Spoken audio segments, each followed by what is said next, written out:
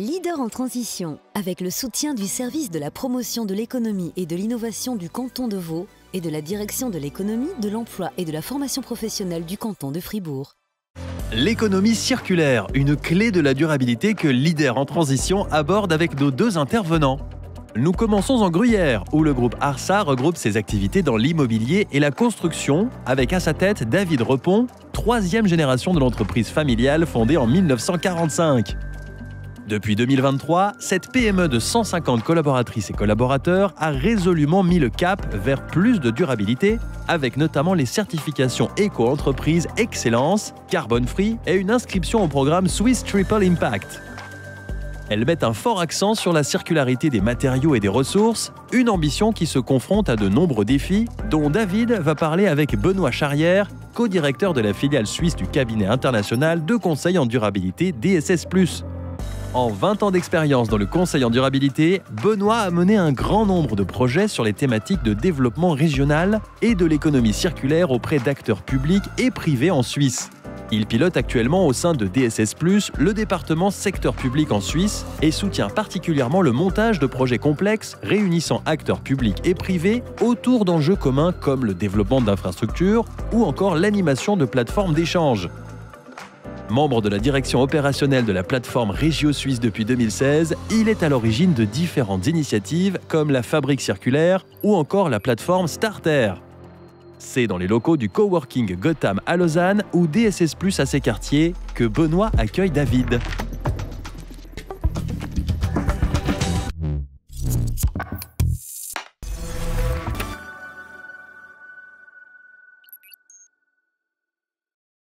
Bienvenue David chez DSS et respectivement dans notre coworking là au centre de Lausanne. Merci de m'accueillir dans ce magnifique espace que je découvre pour la première fois, c'est superbe. L'idée c'était qu'on puisse échanger sur cette question qui peut paraître un peu vague d'économie circulaire, mais on va voir dans l'échange qu'on a, qui peut être assez concrète et puis finalement qu'on peut observer au jour le jour dans une entreprise comme chez Arsa Construction. Volontiers, parce que j'imagine toi tu côtoies une grande partie de la société, donc je pense que ce sera un bel échange et puis qu'on va pouvoir en tirer chacun parti de notre côté. Si ça te va, on prend un tout petit moment au début pour un peu poser le cadre. Volontiers. Et puis ensuite on regarde ce que ça veut dire au quotidien dans ton entreprise. Alors, je t'en prie. Ça te va? Volontiers. Nickel. L'économie circulaire, peut-être qu'en résumé, l'idée c'est vraiment de dire qu'on sort de l'économie linéaire où on extrait des matériaux, on les transforme, on construit, on utilise puis on les jette, pour essayer de voir comment on peut reboucler certains flux d'énergie, de matière, etc. Je pense que c'est vraiment ça, c'est un changement de paradigme aujourd'hui. Ouais. Mais c'est aussi un petit retour aux habitudes de nos grands-parents. Hein. Oui, tout à fait. Ne pas dépenser à tout va, essayer d'économiser un maximum les ressources, parce que les ressources coûtent cher. Maintenant, les heures coûtent cher, on est d'accord, mais les ressources commencent également à coûter cher, donc il faut économiser toutes les ressources possibles. Et puis peut-être l'autre terme, en tant que chef d'entreprise, je pense que ça te parle, mais moi je parle souvent de bon sens en fait. Ouais. C'est la ressource locale, ça fait a priori sens de la valoriser, de la réutiliser, plutôt que d'importer de l'extérieur. Et puis l'économie circulaire, c'est vraiment ça. En résumé aussi, je pense qu'il est important de bien garder en tête, ce n'est pas un objectif, ce n'est pas un nouveau trend, c'est quelque chose qui permet d'atteindre cette transition qu'on vise tous en fait. Et donc c'est vraiment un moyen si on veut. Je suis d'accord avec toi. Ouais, ça te parle? Oui, clairement. Il y a une logique économique, après il y a une logique quand même un petit peu d'esprit. Exact. Donc finalement tu le fais sans en être conscient, mais pour nous de réutiliser des matériaux, éviter d'en consommer, ça paraît juste naturel en fait. C'est ça. Puis malgré tout, on va avoir dans la discussion, mais malgré tout, ça ne se fait pas si naturellement que ça. Et puis peut-être que l'enjeu aujourd'hui, en tout cas en Suisse de manière générale, c'est pas tant un enjeu technique, on y reviendra peut-être après quand on parle que ce soit de recettes, de béton ou d'aspects techniques, mais on voit qu'en fait les solutions elles existent. En Suisse on a la chance d'avoir des EPF, des autres écoles, on a des formations assez pointues, mais ce qui manque c'est le déploiement à la grande échelle, auprès de l'ensemble de la chaîne de valeur par exemple. Puis de partager les bonnes pratiques. Je crois que c'est pour ça qu'on est là aussi aujourd'hui. Tout à fait, oui. Il faut qu'il y ait une volonté, il faut qu'il y ait une volonté dans toute la chaîne, il faut qu'il y ait une volonté également politique sur ce réemploi ou bien sur ce recyclage. Oui. Donc il y a une logique, il doit y avoir une logique de la tête à l'exécutif. Et aujourd'hui, c'est ce qu'on essaye de mettre en place. Et voilà, si on arrive à faire partager à tous nos interlocuteurs cette envie et puis cette volonté d'y arriver, je pense que c'est une bonne chose. Excellent. Du coup, le lien est tout trouvé. Comment c'est arrivé sur ton bureau, cette question d'économie circulaire, de durabilité au sens large? Quelle est l'origine en fait, pour que ARSA se soit mis en fait, à la table de cette transition? Il y a 3 ans, on a changé un peu de gouvernance. Je dirais 2023, ça a vraiment été le déclic. On a changé de gouvernance en se disant, finalement, on veut aller où? Quels sont les challenges dans 10 ans, dans 15 ans? Donc, on se voyait vraiment à moyen long terme. Et on s'est dit, voilà, on est quand même dans un marché qui est complexe, où on est challengé en permanence sur la question justement de l'usage des matériaux et tout. Et puis on s'est dit, mais la durabilité, elle doit venir au centre. Donc on l'a posée comme une valeur du groupe. Puis après, une fois que tu as dit ça, c'est gentil, tu dois démarrer. Et en fait, le tout premier événement, finalement, il y a le STI qui lançait un programme de construction sur Fribourg. On a vu ça, puis on s'est dit, il faut se lancer là-dedans, on va être partenaire, et puis on va tout de suite être participant. Et puis c'était le déclencheur. Puis c'est durant ce programme, durant ces séminaires, qu'on a découvert ce que ça voulait dire durabilité, économie circulaire, et puis que finalement on a commencé à dessiner notre chemin pour en être où on en est aujourd'hui. Excellent. Et puis STI, donc c'est Swiss Triple Impact, et puis en fait c'est des programmes, comme tu l'as dit, qui sont déployés au niveau des différents cantons pour faciliter, accélérer cette transition auprès des entreprises. Et puis là, il y a tout un enjeu, notamment sur le secteur de la construction, quoi. Je pense qu'on oublie, il y a à la fois une question de responsabilité, de devoir, et puis après d'opportunité. La construction, c'est 80% des déchets produits en Suisse, avec du coup ce que ça représente comme opportunité. Donc on peut voir les choses dans les deux sens. Comment tu perçois ça de ton côté en tant qu'entreprise? On est conscient d'avoir un impact important justement dans tout ce qui est environnement au sens large. Donc nous, on a une conscience quand même. Et on se dit, mais tout ce qu'on peut essayer de faire à notre échelle, il faut essayer de le mettre en place. Après, comment y arriver et tout, c'est là où tu suis des programmes justement où on peut t'aider, on peut t'accompagner pour t'expliquer à ton échelle ce que tu arrives à faire. C'est clair que tu ne vas pas pouvoir changer le monde à toi tout seul, mais en suivant des programmes comme ça, tu te dis, voilà, avec des petits mouvements, déjà tu inities, puis après tu te fixes des objectifs, tu te mets un plan d'action, et puis ton plan d'action, tu regardes ce qui est réalisable, ce qui est plus difficile, et puis tu y vas petit à petit. Puis concrètement, vous avez commencé par quoi? Donc tu m'avais parlé en préparant la discussion, vous avez inscrit cette valeur de durabilité vraiment dans votre stratégie. Donc c'est un axe central. Bon, c'est dans une stratégie, très bien, mais pour autant les projets où ce n'est pas encore traduit sur le terrain. Donc comment est-ce que vous avez... C'était quoi la première étape? Vous avez fait un diagnostic, on parle aujourd'hui de bilan carbone. Enfin, qu'est-ce qui vous a permis de voir un peu où vous en étiez? Alors, on s'est fixé déjà des objectifs à obtenir qui nous semblaient réalisables. C'est quoi un objectif, par exemple, pour que ça soit, on puisse l'illustrer? Alors là, nous, on a deux mondes en particulier. On a le gros œuvre, on réalise, et puis il y a le monde entreprise générale où on développe. Et où tu développes, tu as plus d'impact.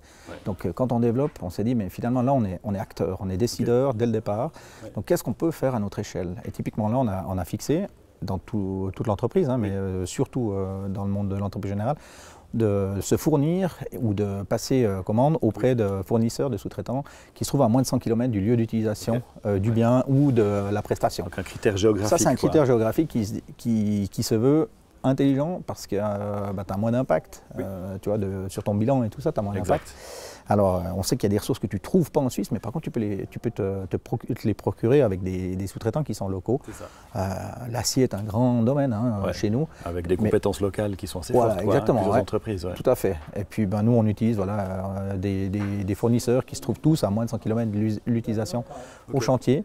Et puis la même chose quand on travaille en mode entreprise générale ou promoteur, on utilisera toujours un sous-traitant qui est si possible le plus proche possible du chantier sur lequel on va réaliser la prestation et dans ce rayon. Et quand je parle de 100 km, c'est vraiment très large, on essaie d'être beaucoup plus local que ça.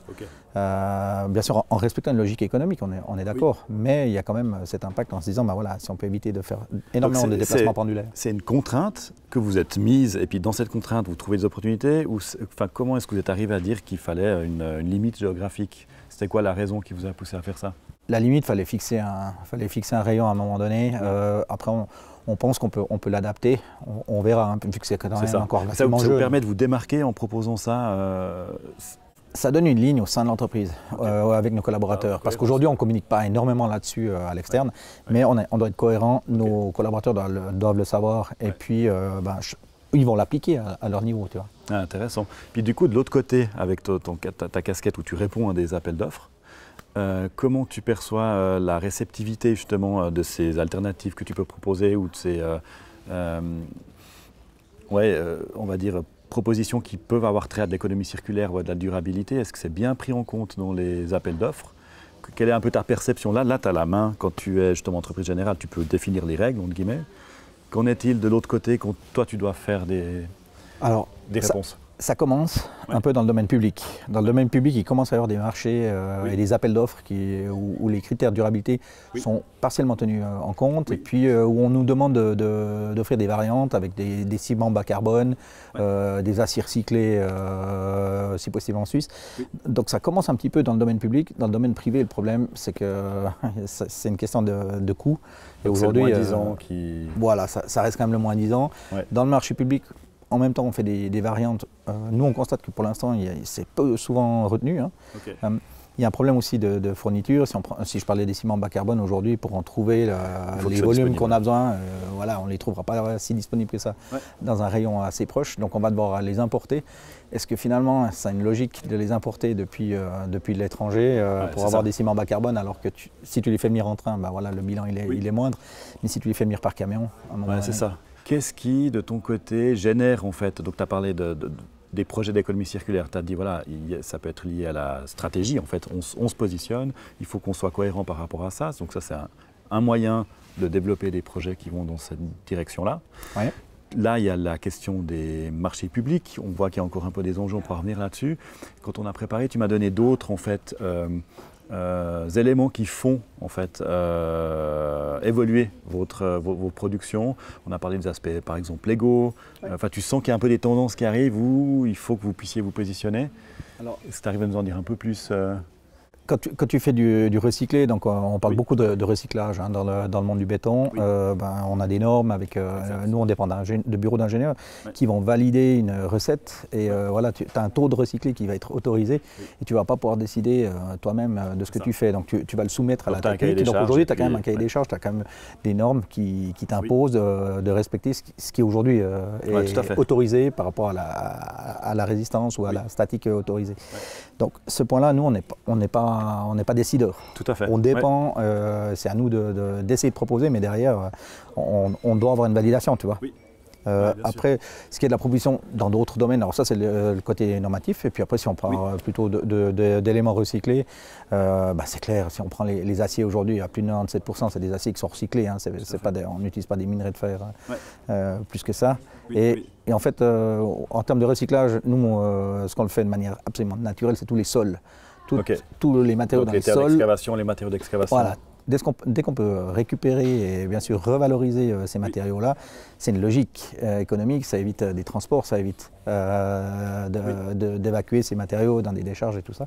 Donc il y a une logique là derrière. En fait, on le fait depuis, j'ai le sentiment qu'on le fait depuis toujours.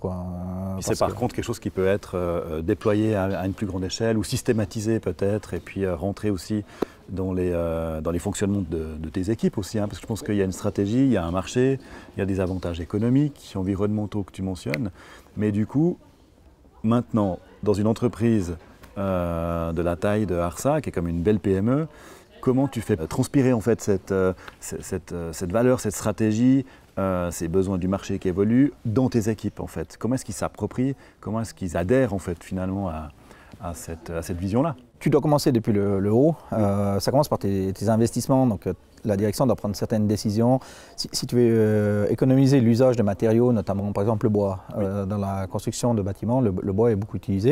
Exact. Et un des moyens, c'est de passer des investissements pour passer peut-être à des garde-corps métalliques que tu vas réutiliser et puis que tu restockeras. Plutôt que consommer du bois, donc ça part des investissements, décisions d'investissement. Ensuite, tout ce qui est tri des déchets, ça, tu l'appliques dans tes équipes. Plus tu tries, mieux c'est pour toi. Exact. Donc ça, c'est mis en place avec des plans de management de chantier.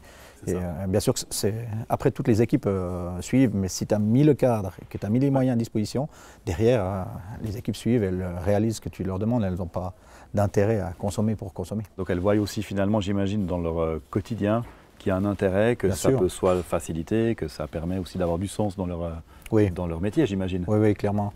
Et les mentalités ont changé. Je veux dire, on consomme, à mon avis, beaucoup moins de ressources qu'à l'époque en termes de ressources non revalorisables.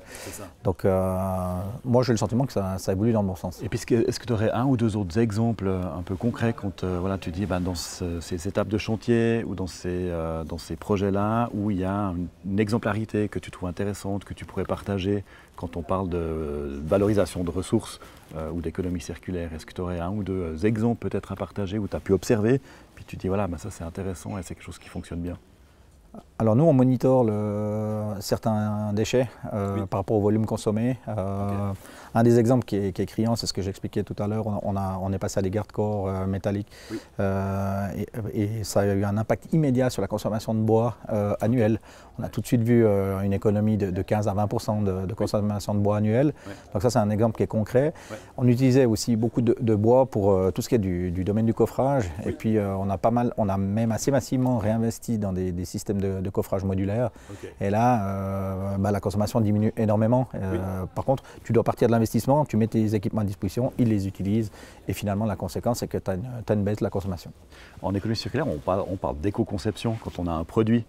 Une voiture, une montre, une chemise, mais en fait c'est la même chose pour les bâtiments. C'est dès le début que tu définis tes cahiers des charges et que tu peux prendre des orientations en fait. Et si tu viens après, sur les chantiers, une fois que les cahiers des charges sont donnés, c'est compliqué quoi. C'est ce que nous on constate. Quand on est dans le domaine de l'exécutant, donc quand tu es en entreprise de construction, finalement tu vas réaliser ce qu'on t'a demandé, tu as une isolation à mettre, des choses comme ça, tu dois respecter, donc tu n'as quasiment plus d'impact, hormis ton impact propre. Mais par contre, quand tu es développeur et puis que tu es entreprise générale, là tu peux choisir les matériaux que tu vas mettre, tu vas optimiser, tu vas peut-être passer sur du minéral plutôt que passer tu vois, sur du c'est intéressant. l'XPS ou des choses comme ça. On parlait aussi de la formation, puis peut-être juste avant d'aller sur ces questions de formation, tu viens d'aborder, il y a des filières qui se développent, des filières alternatives au béton, au bois, on parle de plus en plus d'isolation avec du verre recyclé, donc laine de verre recyclée, potentiellement même de chantiers qui viennent, de la déconstruction, etc. Est-ce que tu vois des défis par rapport à ces nouvelles filières, à ces filières alternatives au béton standard, si on veut? Est-ce que l'enjeu, c'est vraiment d'aller vers ces filières? C'est une mixité? Comment est-ce que tu vois un peu évoluer ce marché des filières alternatives? On est un petit peu, à mon avis, on est un petit peu au balbutiement en Suisse là-dessus. On commence à avoir des éléments qui sortent, des briques sur base de matériaux recyclés, tout ça. On s'y intéresse. Certains éléments, ils ont découvert lors de notre programme ESTI. Et on s'y intéresse de près, sans pouvoir aujourd'hui avoir l'application directement à grande échelle. Voilà, à grande échelle, c'est un petit peu plus compliqué, mais on est très intéressé par voir ce qui va sortir dans ces matériaux justement de recyclage. Ok, donc on parle d'innovation finalement, même si elle n'est pas forcément technologiquement pointue. On a parlé des questions des formations, donc au niveau du conseil d'administration, du management et ensuite des responsables d'ateliers et au niveau de la production. Ces compétences, elles évoluent. Comment tu perçois, toi, ces défis? Est-ce que c'est un enjeu? Vous devez former en interne? Est-ce que vous faites des partenariats avec des autres écoles? Comment est-ce que vous faites en sorte que en fait, les métiers de demain puissent être assurés par des compétences adéquates? Je dirais que comme on est un petit peu au début de notre programme de durabilité, voilà, ça fait une année que maintenant il roule, on n'a pas encore assez appliqué à l'échelle, à toutes les échelles, à tous les échelons, cette formation-là. Mais on a commencé par le top management, après un responsable QHSE, des choses comme ça, qui eux appliquent ça. Ensuite, on s'adresse à nos cadres directs, nos contremaîtres, nos chefs d'équipe. Et puis, ces gens-là ont devoir finalement, vu que c'est l'encadrement de l'entreprise, de le faire appliquer. Aujourd'hui, des vraies formations et tout, on ne trouve pas grand-chose à certains échelons. On les trouve, nous, à notre niveau de management.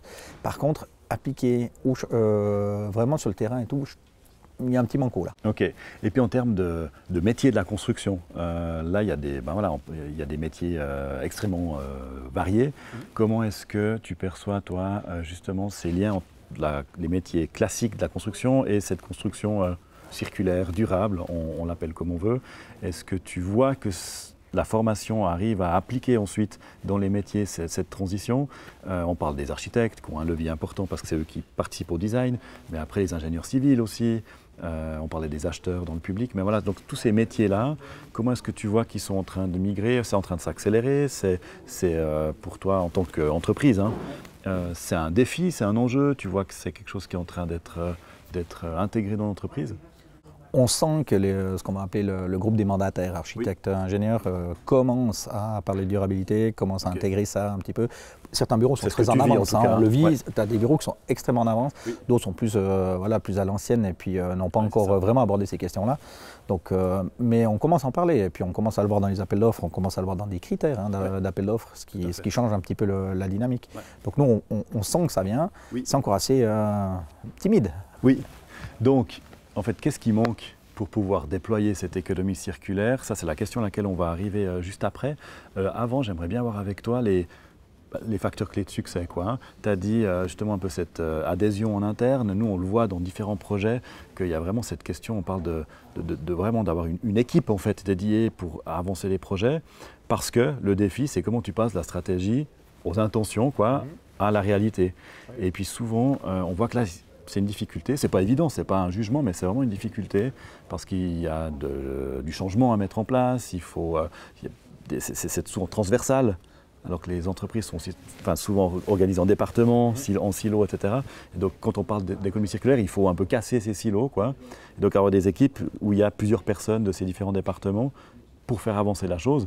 Puis en fait, c'est un peu des poissons pilotes, c'est eux qui montrent l'exemple aux collègues plutôt que le management qui vient expliquer comment il faut faire. Est-ce que ça, tu le vis aussi, ce facteur clé lié à l'adhésion, Je suis convaincu que pour adhérer, finalement, il faut faire participer les gens. Donc, j'ai un exemple à te citer. Nous, suite aux objectifs qu'on s'est fixés, on a dit voilà, on doit faire un plan de mobilité. On ne l'avait encore pas fait, puis on a dit on fait un plan de mobilité.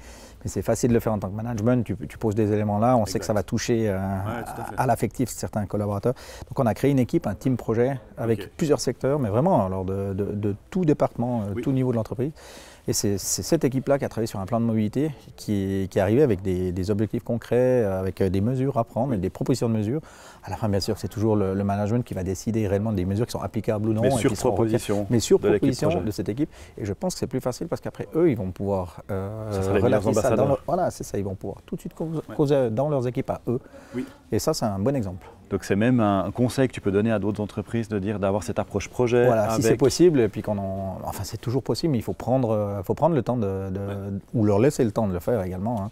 C'est ça. En termes d'organisation, ça demande un petit peu de souplesse, mais c'est sympa. Ok. Et puis donc, on voit qu'il y a des défis, qu'il y a des contraintes. Le marché est aussi tendu. Il y a des enjeux de confidentialité. Quand on partageait la préparation, on sent que les marges sont pas grandes, donc il faut vraiment être innovant. Puis du coup, lié à ça, on parlait justement aussi de modèle d'affaires. On peut vendre un produit, une matière, une brique, un mur, un immeuble, mais après il y a toute une série de services qui peuvent tourner autour. Est-ce que toi tu vois des perspectives en termes de modèle d'affaires qui peuvent être variés et pas être uniquement liés sur la vente d'un produit, mais peut-être sur de la location, sur des choses comme ça? Est-ce que c'est des choses qui sont abordées? Est-ce qu'il y a des discussions là autour? C'est des sujets que tu observes? Non, lors de la préparation, tu m'expliquais un des modèles de service qui serait applicable. Nous, en tant que développeurs ou entreprise générale, on pourrait l'imaginer. Tu parlais notamment des ascenseurs. Des ascenseurs, où on peut faire, au lieu de vendre ton ascenseur, finalement tu le fais sur une part de location. Exact. Et ça, c'est des modèles que tu peux mettre en place. Tu vends l'usage. Tu vends l'usage. Et ça, je le vois, je pense qu'on pourra l'appliquer dans le futur. Ça peut être appliqué à l'industrie aussi. C'est ça, donc tu vois que dans d'autres domaines. Exactement. C'est toi qui me l'as présenté avant. Oui, tout à fait. Mais c'est quelque chose qui fait écho. Oui, totalement. Où tu peux essayer de te projeter, Oui. Comment tu vois un peu la perspective pour passer de Arsa aujourd'hui qui s'y met depuis pas très longtemps? Il y a des entreprises qui sont peut-être sur ces questions-là depuis bien longtemps, peut-être historiquement, mais il y a vraiment maintenant cette question de passage à l'échelle. Comment est-ce qu'on peut déployer ça à une plus grande échelle? Est-ce qu'il y a une approche peut-être sur la chaîne de valeur avec les fournisseurs? On voit que c'est une tendance qui est en train de se dessiner. Comment tu vois ça? Alors, Nous, on s'est fixé plusieurs étapes. C'est-à-dire que les premières étapes, elles ont un impact financier minimal. Oui. Comme ça, tu les mets en place et puis tu n'as pas trop les contraintes de dire ouais, mais finalement, ça coûte tellement cher qu'on ne va pas le faire. Oui. Donc, notamment, on parle de la chaîne de fournisseurs. Et, donc, on essaie d'avoir les chaînes les plus courtes possibles. Oui. Tout ce qui est recyclage, on travaille le plus court possible également oui. en chaîne directe. Oui. Donc, ça c'est de l'intérêt immédiat. Oui. Je t'ai dit, hein, tout ce qui est localisation d'achat et tout ça, tu essayes d'être le plus court. Donc aujourd'hui, ça, c'est des éléments qui font que tu n'as pas tes coûts qui sont tout de suite impactés. Après, il y a d'autres éléments où on reste très ouvert à regarder tout ce qui est consommation, carburant et des choses comme ça. On cherche des solutions oui. Là-dessus. On est très ouvert. On va visiter des foires pour voir un petit peu ce qui se fait au niveau des nouveaux carburants ou alors de nouvelles énergies. Pour nous, c'est pas simple de tout électrifier. C'est un sacré défi. On travaille voilà, sur chantier où en règle générale, il n'existe encore rien.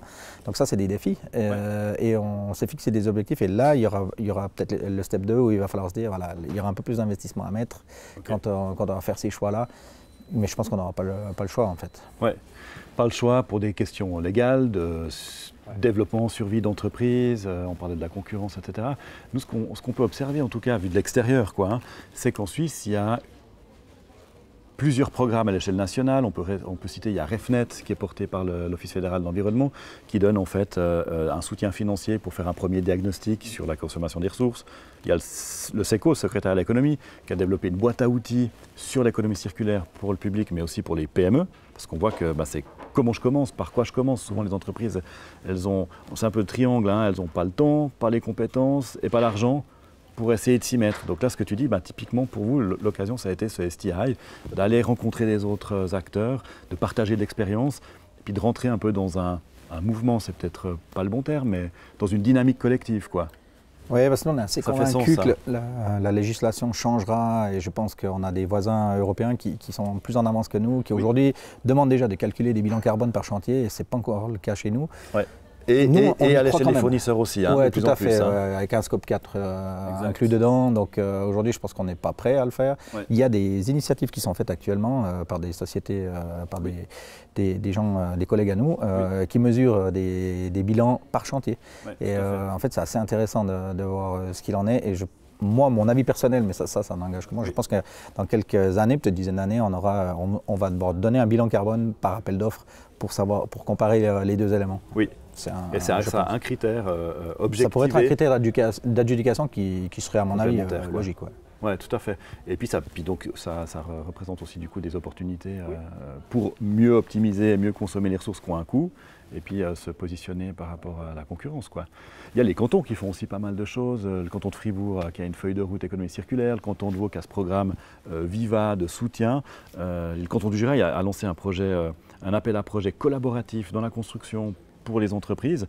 Et puis on voit qu'en fait, il y a un vrai intérêt, il y a une vraie curiosité, une vraie demande.